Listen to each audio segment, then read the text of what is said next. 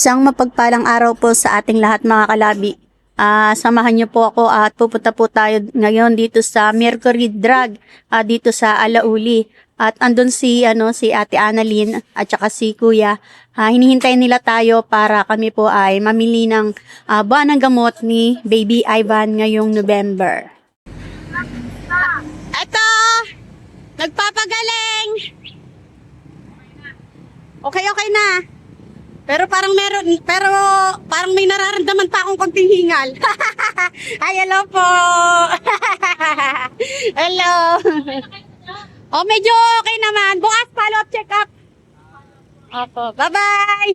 Asa na kaya sila ate? Siguro nandito na sa loob ng Mercury Drug. At ito nga po mga kalabi, kami po ay lumipat dahil po sa hindi kompleto yung mabibili naming gamot dito sa Mercury ng Alauli. At dito naman mga kalabi ay naituro kami dito sa Mercury Drug, dito sa Walter Mart.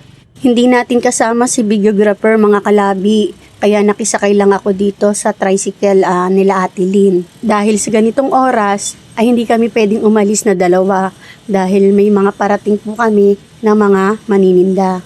Mga suki ko dyan sa aking maliit na tindahan.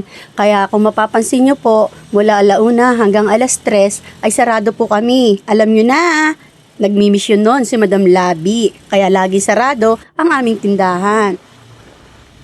Sa wakas, nandito na tayo sa Walter Mart mga kalabi at mamimili na po tayo ng gamot ni Baby Ivan. Ayan, nakapila na po si Ate Lynn para sa kanyang bibiling mga gamot. Aray ko mga kalabi, hilong-hilo na ako sa pag-ikot namin.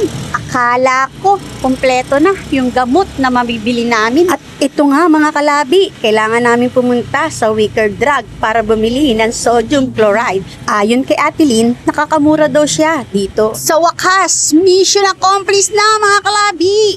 Ito na po ang aming napamili. Coordinator sponsor, ito na po yung pinag-iingat ng Dami ngayon po ng November. Ito po yung pang-fissure niya, pang-fissure niya po to, tapos i-fill po yung sitikulin, 5 pesos po to para po sa utak niya. Ito po yung lactulose para po sa pagdudumi. Tapos 3 pesos din po. Tapos ito yung Pediasure niya. Ito po yung Pediasure. Yung gatas po niya, gatas ni Baby Ivan.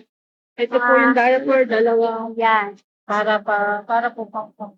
Ito po yung mga gamot niya pa po. 30 pieces po to. Pagkipin para po sa mga mate. Ito po, 10 pieces po to. Kasi meron pa po sa amin. Kaya ito lang po muna pinili namin. Para po to sa puso niya. Ito, nagpapasalamat sa inyo. Generous po sa mga tulong na binibigay nyo. At ito pa po yung sodium chloride. Ano to, te? Para po sa pang-suction po niya sa leg. Ayun. Panlinis po.